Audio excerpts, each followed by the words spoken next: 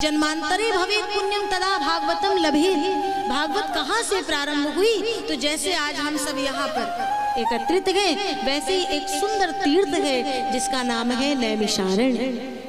नैमिषारण्य क्षेत्र में सौनक आदि 88,000 ऋषि, बहुत बड़ा सत्र चल रहा है और उस सत्र में सभी विराजमान हैं। और उन ऋषियों की मंडली के बीच में हमारे श्री सूत जी महाराज का आगमन होता है, जिनको देखते ही 88,000 ऋषिगण उठ करके उन्हें प्रणाम निवेदित करने के लिए आते हैं। सुंदर पुनीत पावन आसन पर बिठाते हैं और फिर सूत जी को लगा ये सभी जितने यहाँ बैठे हैं मुझसे उम्र में बड़े हैं और मुझे लगता है ज्ञान में भी बड़े हैं, लेकिन मेरे आने पर तो इन्होंने मुझे प्रणाम क्यों किया, इतना सम्मान क्यों दिया?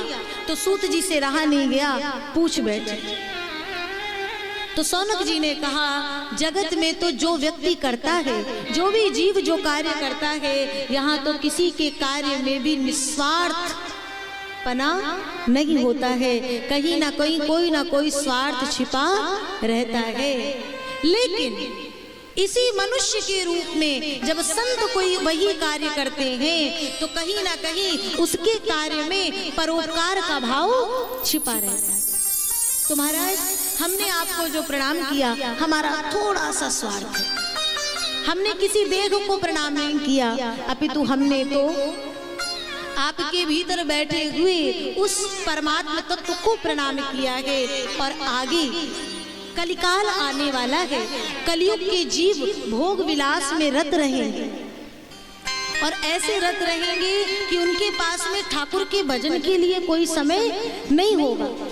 ऐसी समस्त स्थितियां देख करके मेरे हृदय में प्रश्न उठ रहा है कि आप भगवान के अनन्य भक्त हैं, परम ज्ञानी हैं, कोई एक ऐसी कथा गा दो ना, कोई एक ऐसी कथा सुना दो जो पावन को भी पावन कर दे, जो पावन को भी पावन कर दे और कृष्ण की प्राप्ति कराने में भी कुशल हो, सहायक हो।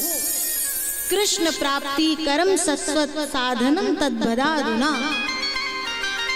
तो सरकार, जैसे ही सूत जी ने सुना तो सूत जी ने कहा, आपने जो प्रश्न किया है वो वैसा ही है जैसे कि एक बहुत बड़ा सर्प है, उसने अपने मुख को खोला हुआ है और हम सभी जीव उस सर्प के मुख में विराजमान हैं और हम सब सुरक्षित तब तक ही हैं जब तक वो अपने मुख को बंद नहीं कर लेता है।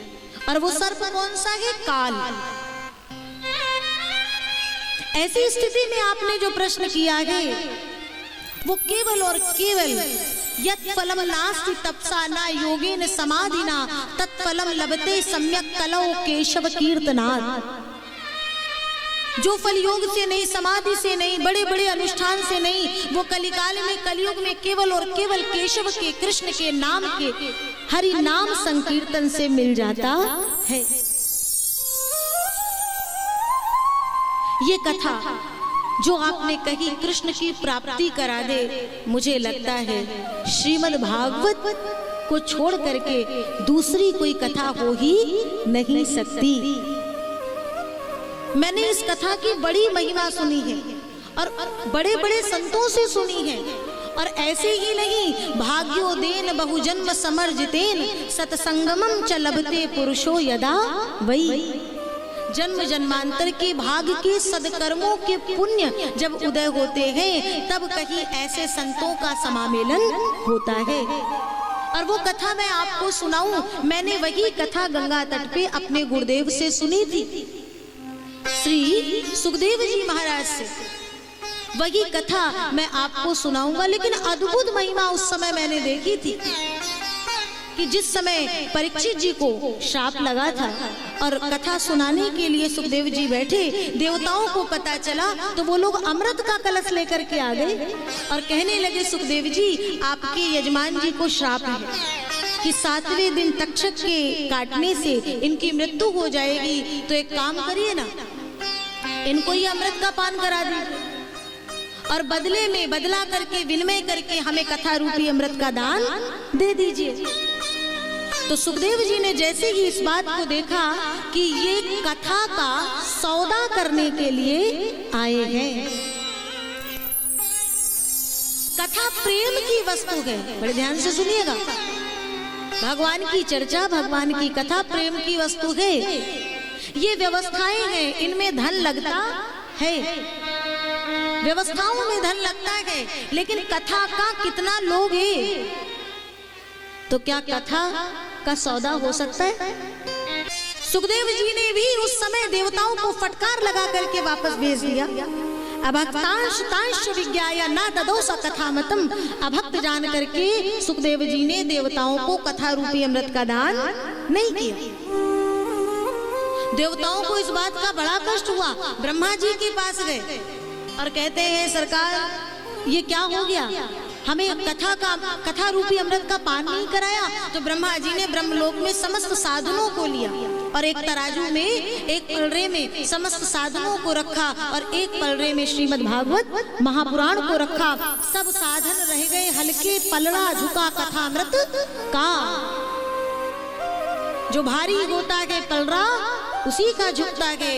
तो सिंह की गर्जना के साथ में हमारे ब्रह्मा जी ने कहा, जीवन में कोई कितना भी कैसा भी पाप कर्म दोष कर दे, अगर एक बार भी उसे भ्रांति अपने मन में उस बात के लिए पश्चाताप हो और वो संपूर्ण रूप से पश्चाताप करना चाहे और एक बार हृदय से श्रीमद् भागवत की कथा को हृदयंगम कर लेता है, तो वो एक बार की कथा ही उसे भव सागर से पार कर देती है। सुखदेव जी ने कहा जैसे मणि और कांच देखने में एक हैं, लेकिन उनकी समानता कहीं से कहीं तक नहीं है, उनकी बराबरी कहीं से कहीं तक नहीं है, वैसे ही एक है कथा रूपी अमृत और एक है तुम्हारा ये साधारण सा अमृत। अच्छा बताओ एक बार जरा, जो अमृत पी लेता है, अमृत क्यों मांगते हैं देवता? अमृत का जो पान कर लेता है तो उसका फर्क क्या पड़ता है? थोड़ा जोर से बोलना पड़ेगा, जितनी जोर से बतियाते हैं उतनी जोर से। हाँ, अमृत का पान कर लेते तो अमर हो जाते हैं ना। अमृत का पान कर लेते हैं तो अमर हो जाते हैं, लेकिन क्या अमृत का पान करने के बाद जो अमर होते हैं वो अमरता बनी रहती है? नहीं, जैसे जैसे घटने लगते हैं वैसे वैसे वो अमृत का जो वजन है वो कम होने लगता है, उसके पश्चात उल्टे मुंह वैसे ही गिर जाते हैं, उल्टे मुंह फिर आकर के इसी पृथ्वी पे गिर जाते हैं। तो फिर भैया अमृत और कथा अमृत में क्या भेद है? बोले अमृत पीने के बाद गिरने के चांसेस हैं कि अभी गिरेगा, लेकिन कथा रूपी अमृत का पान एक बार जो हृदय से कर लेता है वो एक बार ब्रह्म की, विराट नारायण की उस ज्योत में जाकर के समाहित हो जाता है, जहाँ से पुनरपि जन्मम पुनरपि मरणम पुनरपि जन्मी जठरे शयनम, इस आवागमन के चक्र से वो मुक्त हो जाता है। फिर उसे यहाँ बार बार आने की आवश्यकता नहीं पड़ती, जबकि है दोनों अमृत, लेकिन ये कथा रूपी अमृत और उस अमृत में इतना भेद है।